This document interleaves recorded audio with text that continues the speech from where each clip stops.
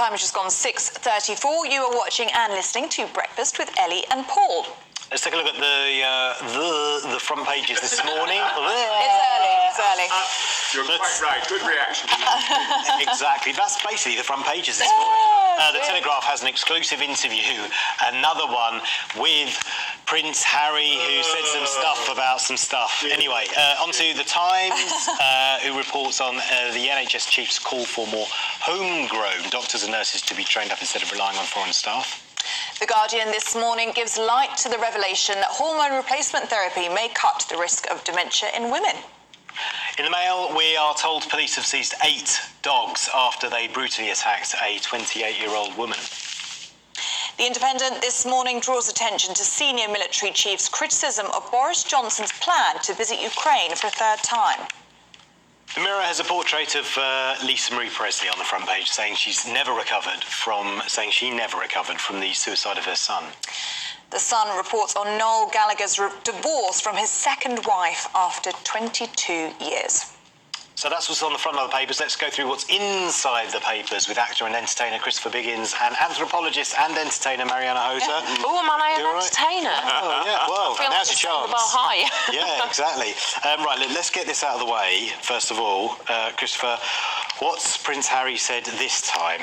I mean, I was a fan of Prince Harry's at one particular point. I now can't bear to listen or to read, or it's so dull.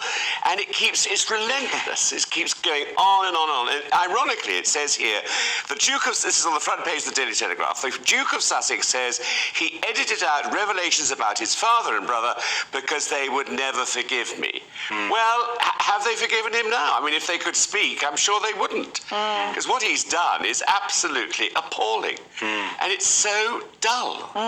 Why come out with this, Biggins? Why? Because... Second book. Yes, so is this saying there's going to be a second book down the line, or is this blackmailing the royal family, perhaps some would say, saying, look, I could have said a lot worse and you've got to treat me right, otherwise I'll be coming out with more? Well, that's quite interesting. That is interesting. I mean, there are lots of interesting polls today in the newspapers about whether, how popular he is with the public, and also how will he be invited to the coronation, which is something which I'm sure he will be invited. Whether he'll accept or not is another matter, but I think he has to be invited. If he doesn't, I think then there's something wrong, because, he is the spare, but he is he could, if there was a disaster, become king. Yeah.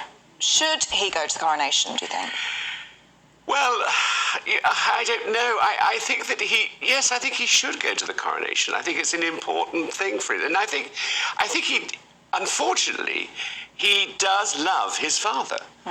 And I think that came out in some of the stories that we heard. But I think he just has handled it so badly. I mean, it's all very, very unfortunate. Of course, we all know, we all have families, and we all know that we suffer from this. We don't like so-and-so's wife, or, the person they're going to marry, or the husband. There's always a problem somewhere in families.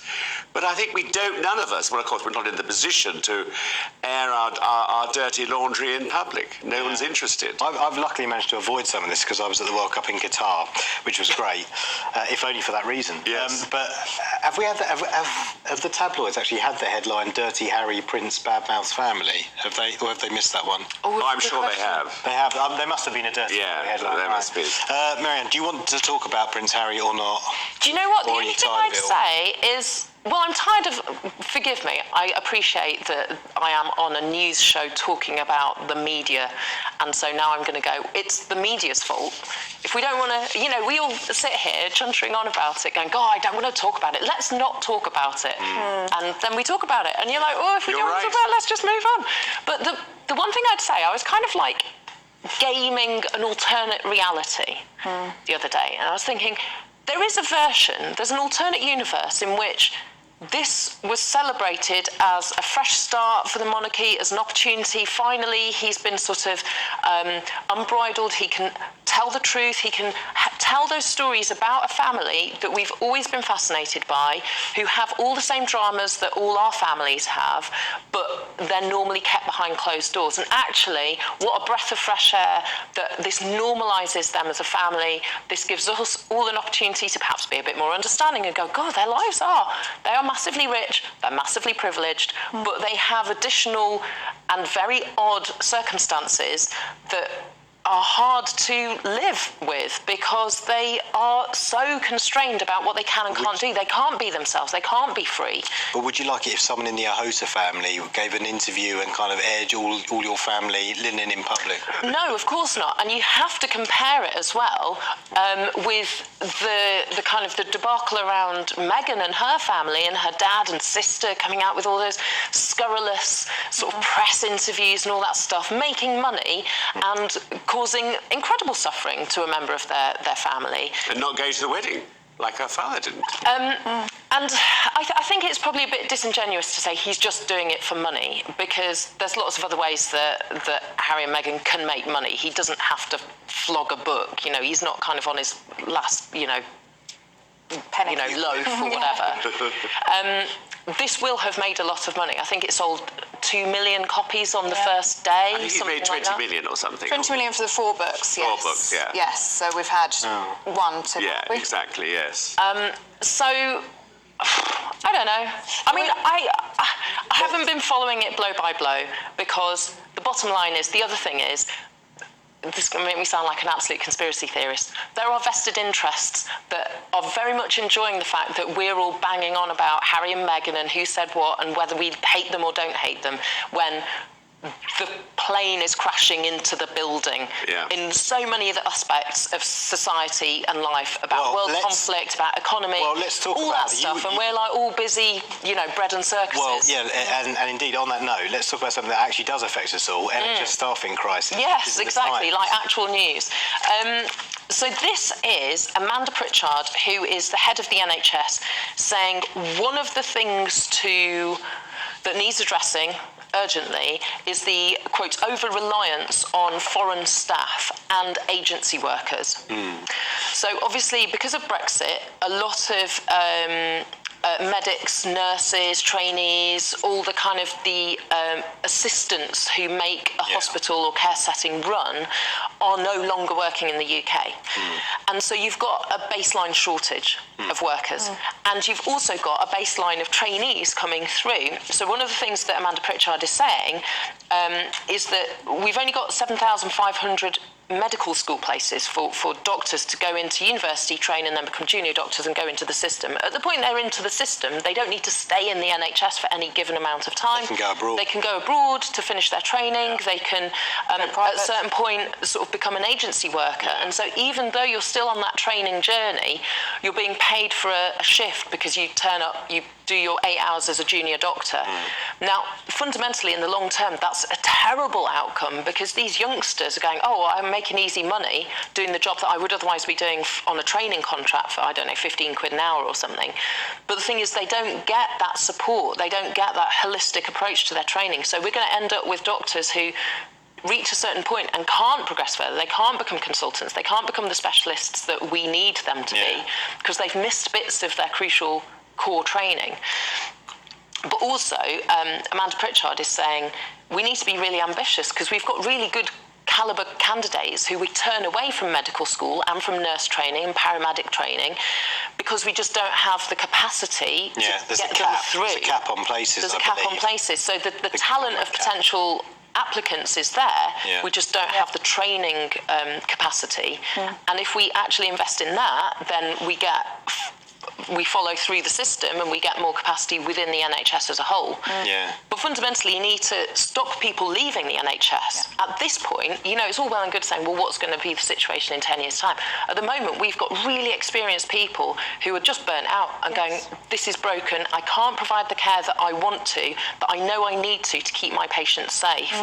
So I'm out. I'm going to go and run a cafe. Yeah, and that's an immediate thing And to you resolve. can't blame them. Yeah, and many people can't blame. It's horrific. Yeah, It's it's terrific. Yeah, it is. But obviously, that's part of a long-term plan. 5 years till you qualify as a junior, 7 years till you're fully qualified, and then you're still not completely experienced. It's not going to sort things out now, is it? No, it's not. That's the problem. I mean, you've got to look to the future, and I think this is the problem with the NHS, is the administration. You know, there are sides to that just aren't working, and I think that's where we're wasting a lot of money. Yeah. Christopher, let's go to you, shall we? In the Mirror, very sad news, isn't it? Lisa Marie Presley dying at just 54 years old. She's on the front of the Mirror. Tragic, absolutely tragic. I have to say, everyone knows her mother somehow. That's because perhaps that's my generation. I'm not really too familiar with her, and I was appalled today to read that she was a mother of 4, and her, of course, son committed suicide at the age of 27, and I think she's never really recovered from that 2 years ago. And she was at the Golden Globes the other day with her mother, looking fantastic. Tuesday, Yes, exactly. And she looked fantastic. And you never know, of course, what's happening to people. But I think she was heartbroken by the death of her son, and I think that's a lot to do with it, as it turns out. And it is awful. And it's that the old adage too of she has so much money. You know, her father left a million, or rather the estate keeps giving her millions and millions, and she's got everything. She had a wonderful career, she had wonderful children, and yet it's not enough. She dies at 54. But she, as you say, it's someone with huge amounts of celebrity, huge amounts of privilege because of who she is and whose daughter she is, but had a very, very tough life. Yeah, I think she did, and that's a terrible thing to say, isn't it, when you've got everything, that you have a tough life. I mean, but I think it happens all the time, sadly. It really does, yeah, very, very sad news. Marianne, let's go to you, shall we, and the Express, and this is a dementia drug revelation. It's all about HRT. Tell us a bit more. It's a fascinating one, this one. So, about a quarter of women in the UK are carriers of a gene called APOE4. Doesn't really matter, that's just the name of the gene for researchers. But people who carry that gene, women who carry that gene, who take HRT, so hormone replacement therapy, which is normally prescribed when you're going through the menopause to help balance out those hormonal changes and to replace the hormones that drop naturally at that age. They found that people with the gene who take HRT show a very marked improvement in memory, thinking skills, and the volume, the size of their brain. So their brain doesn't shrink as quickly in later life. Okay. So this is an observational study so far, because they were saying, all right, we've got these two groups of people, some of whom are taking HRT, some of whom aren't. Let's see what the differences are.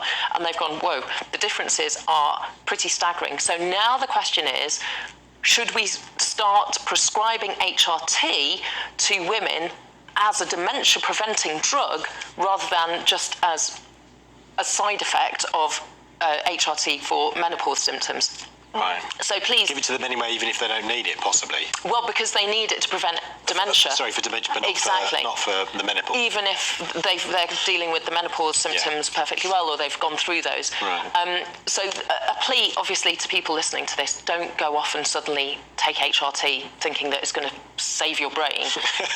This applies only at the moment to people who carry this gene, which you wouldn't necessarily know that you carry, and also this is an observational study. It's like the early stages of the research, but it has a great level of promise because we don't have that many drugs that effectively prevent Alzheimer's or dementia, and lots of people have very personal experience, direct experience of how tragic that disease and the course of that disease can be for individuals and for their whole families.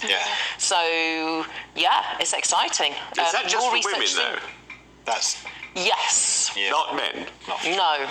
At the moment, although obviously this is just one gene study looking for connections, there's lots of other genes being researched.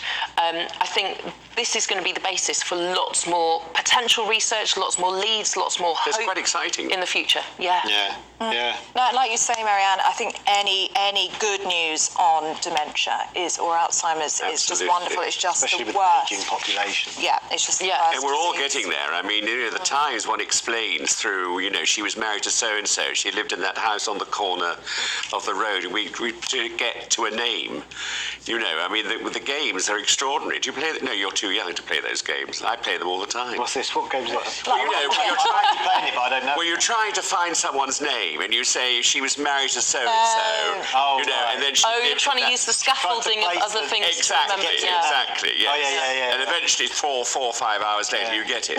Yeah. Well, to be fair, though, Christopher, that's actually a really good technique because we all use those techniques to retrieve memories. So the more you do that, the more you're actually helping your brain stay plastic and find different ways of retrieving the information you want. So don't feel bad about it. Oh, right. Be like, yes, I'm solution orientated. I'm connecting the dots. With what's his face? Yeah, exactly. The thingy with the. He reads the news with that. The one whose daughter got married at the hall, 7 years ago. Yeah, exactly. He had a sherry. Yeah. That's it. Yeah. Very anxious, but that's it, I'm afraid. Okay. You're with us throughout the programme, aren't you? So yes, we'll be get you back on. Yeah, brilliant. Thank you so much.